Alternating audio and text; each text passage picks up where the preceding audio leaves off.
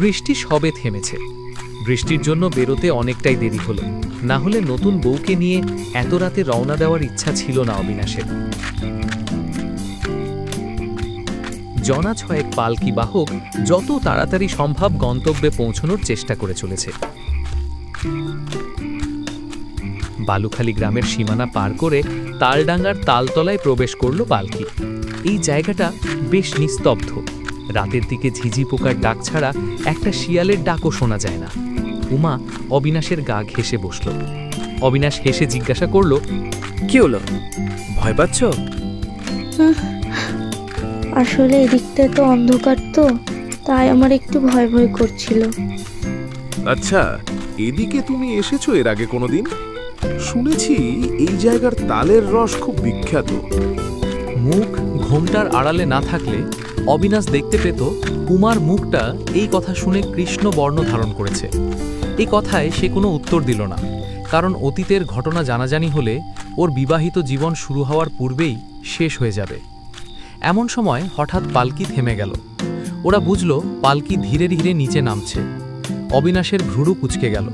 সে গলা তুলে পালকি বাহকদের উদ্দেশ্যে বলে উঠল, কি হলো হে, তোমরা থামলে কেন? কিন্তু কোনো উত্তর নেই। অবিনাশ স্ত্রীকে বসতে বলে পালকির বাইরে বেরিয়ে এলো।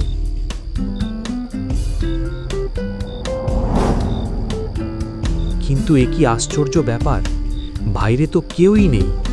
এদিকে উমার ভয়ে বুক শুকিয়ে যাচ্ছে।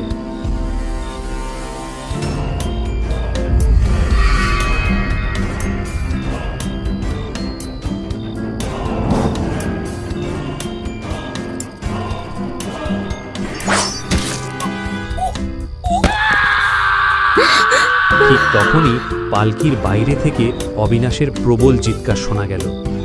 সঙ্গে সঙ্গে উমা পালকির বাইরে মুখ বাড়ালো, আর যা দেখল তাতে তার গা শিউরে উঠল। অবিনাশ চিৎ হয়ে পড়ে আছে।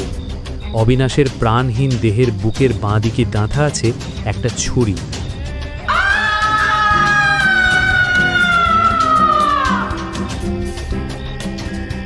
পালকি ঠিক সময় পৌঁছায়নি দেখে সকলে দল বেঁধে ওদের খুঁজতে বেরিয়েছে। তখনও ভোর হয়নি। হাতে মশাল নিয়ে তালডাঙ্গার তালতলায় প্রবেশ করতেই সেই নির্জন ছায়াময় স্থানে তাদের চোখে পড়ে এক ভয়াবহ দৃশ্য। অবিনাশের নিথর দেহ ছুরি গাঁথা অবস্থায় পড়ে আছে, আর উমার মৃত্যু দৃশ্য আরও ভয়ানক। উমার শরীরটা রয়েছে পালকির ভেতরে, কিন্তু মুন্ডুটা রয়েছে একটা তাল গাছের নিচে, যেন কেউ নিষ্ঠুরভাবে মাথাটা কেটে বাইরে ছুঁড়ে ফেলে দিয়েছে। আর সেই 6 জন পালকি বাহক, তাদের কোনো চিহ্নই নেই সেখানে, যেন তারা কর্পূরের মতো উধাও হয়ে গেছে। প্রত্যেকের মুখে মুখে তখন কেবল একটাই কথা, এই কাজ কোনো মানুষের দ্বারা সম্ভব নয়। গ্রামের মেঠো পথ ধরে রাতুল আর ভোলা মনের আনন্দে গুনগুন করে গান করতে করতে এগিয়ে চলেছে তালতলার দিকে।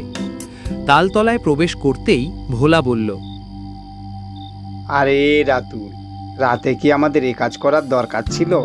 সবার মতো তো আমরা সকালেই এ কাজ করতে পারতাম। কেন রে, তুইও ভূতের ভয় পাচ্ছিস নাকি? ভয় যদি পেতাম তাহলে কি এখানে আসতাম? আরে আরে, খেপে যাচ্ছিস কেন? আমি তো শুধু মজা করছিলাম। আচ্ছা ছাড় এসব, চল একটু বসে খাওয়া দাওয়া করা যাক। নে নে, চাটাইটা বিছিয়ে দে।